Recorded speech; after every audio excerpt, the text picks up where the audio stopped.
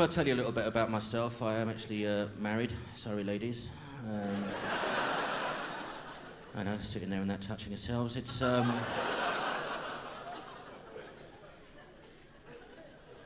been married 12 years. After 12 years, sex life gets a bit boring. Recently, I discussed anal sex with my wife. She agreed, but when she came out the bedroom wearing a strap-on dildo, I went off the idea.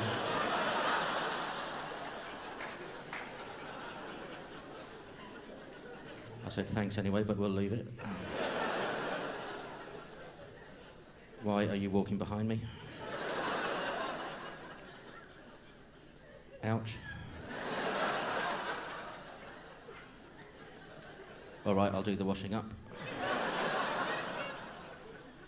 There was no need to take a run up.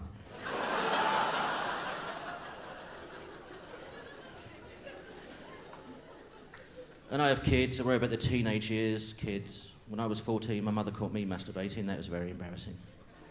Thankfully, she was quite understanding.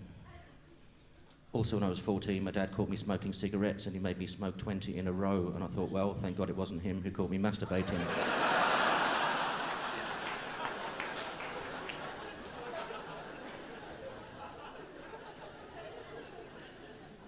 I was 14, I would have given it a good go. Do you know what I mean?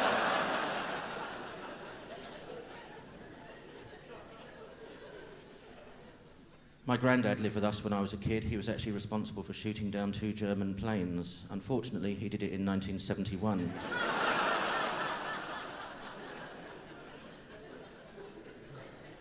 But he said you could never be too careful.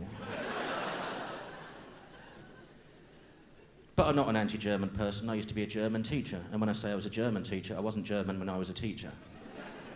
I wasn't taking over other classrooms for no apparent reason.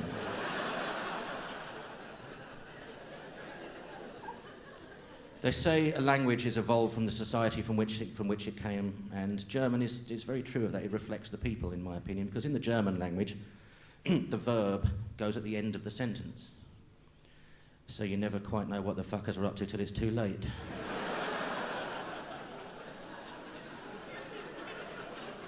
I want to Poland invade.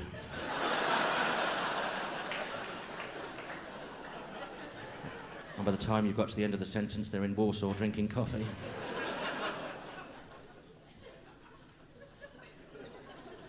Italian is such a beautiful language. Beautiful people, beautiful language. The music in the language is just the basic inflection of the Italian language. It's just, it doesn't matter what you say in Italian, it sounds sexy. C'è una farmacia qui vicino. Is there a pharmacy near here? Isn't that beautiful? It's got everything, hasn't it? Cello duro. I've got a stiffy. And that's the only 2 phrases I've needed in Italian.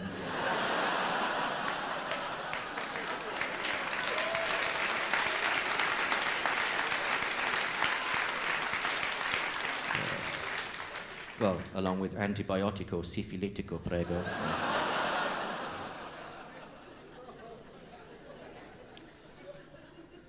I'll tell you who get on my nerves. It's deaf people. Now, I was recently, so I think I got away with it. Now,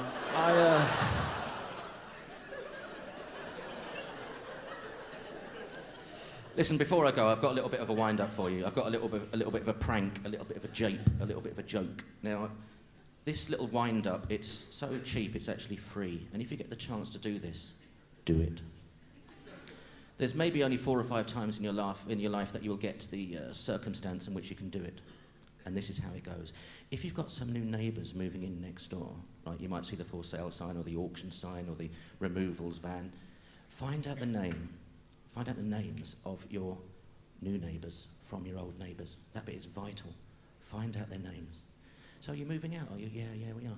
When are you leaving? Well, in 2 weeks' time. Oh, what's the name of your new neighbours? And then once you've got that, you're in. When your new neighbours have moved in, give them a couple of weeks' grace.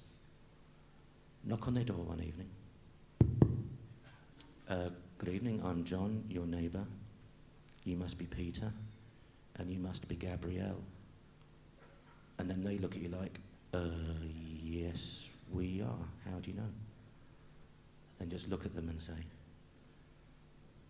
Jesus told me.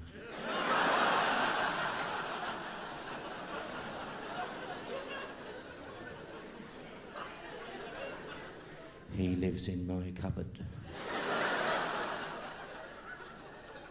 Kumbaya.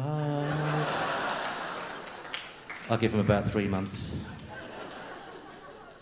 But you fine people, I would give all the time in the world. They say in this business, you're as good as your audience. I haven't been as you've been good as you've been kind to me here. Enjoy the rest of the show. Good night. Thank you very much indeed.